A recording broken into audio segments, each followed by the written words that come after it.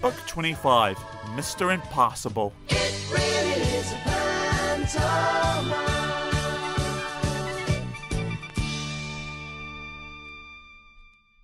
Mr. Impossible could do the most amazing things. For instance, Mr. Impossible could jump over a house. You try it. It's impossible. And Mr. Impossible could make himself invisible.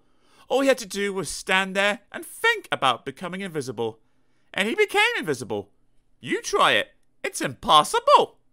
And Mr. Impossible could fly. All he had to do was stand there and flap his arms about, and off he flew.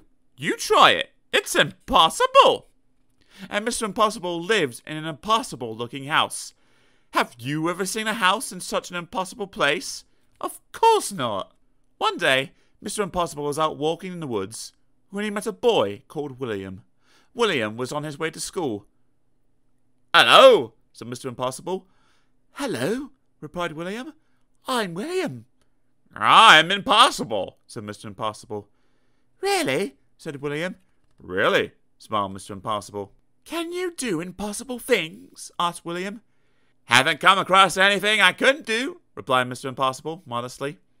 William thought. "Could you climb up that tree?" he asked, pointing to the biggest tree in the wood. "I can do better than that," said Mr. Impossible. "I can walk up that tree." And he did. William thought again. "Could you stand on one hand?" he asked. "I can do better than that," replied Mr. Impossible. "I can stand on no hands." And he did. "That's impossible," cried William. "True," replied Mr. Impossible. Then William remembered that he was on his way to school.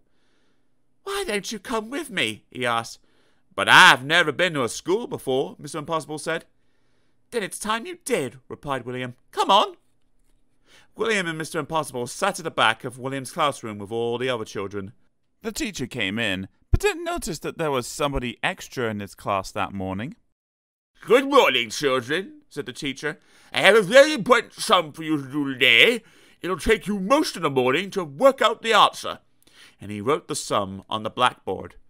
It really was the most difficult sum William had ever seen in his whole life, full of multiplications and divisions and additions and other things William didn't enjoy. The teacher was right. It would indeed take most of the morning to work out the answer, if not most of the afternoon as well. Mr. Impossible whispered into William's ear. William put up his hand. "Yes, William," said the teacher. "Is there something about the sum you don't understand?" "Please, sir," said William. "Is the answer 23? The teacher was very, absolutely, totally, completely amazed. "How did you work out the sum so quickly?" he gasped. "It's impossible." "Nothing is impossible," said Mr. Impossible from the back of the class, and stood up. "Well, I never did!" exclaimed the teacher. After that, Mr. Impossible spent all day at the school. He showed the teacher how he could read a book upside down. "That's impossible," said the children who were watching. "Absolutely," said Mr. Impossible. Then William asked Mr. Impossible if he would like to play in the school football match. "Oh, yes, please," replied Mr. Impossible. "I've never played football before." And do you know what he did? He kicked the football so high into the air that when it came down, it had snow on it. What an impossible thing to do! Then it was time to go home. Mr. Impossible said goodbye to all the people at the school, and then said goodbye to William. "Goodbye, Mr. Impossible," said William. "Goodbye, William," said Mr. Impossible, and just disappeared. William rubbed his eyes and went home.